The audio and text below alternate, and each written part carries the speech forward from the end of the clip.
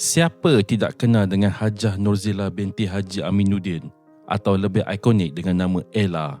Tahukah anda, sebelum bergelar Ratu Rock, Ella sebenarnya memulakan kerjaya seninya saat usia 17 tahun bersama kumpulan Moonraker pada tahun 1983. Fakta yang mungkin ramai tidak tahu, Ella bukanlah seorang yang cemerlang dalam akademik dan pernah gagal dalam peperiksaan SPM sebanyak 2 kali.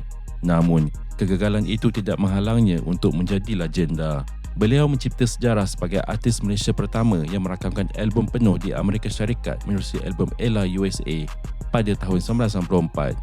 Lebih membanggakan, album tersebut terjual melebihi 350,000 unit dalam masa seminggu sahaja, menjadikannya artis wanita dengan jualan album terbanyak dalam The Malaysia Book of the Record. Bukan sekadar menyanyi, Ella juga seorang usahawan berjaya yang kini mengusahakan ladang cili seluas 1.2 hektar bersama suaminya. Itulah bukti kehebatan Ratu Rock kita yang tiada galang gantinya. Like, share dan subscribe untuk lebih banyak kisah menarik.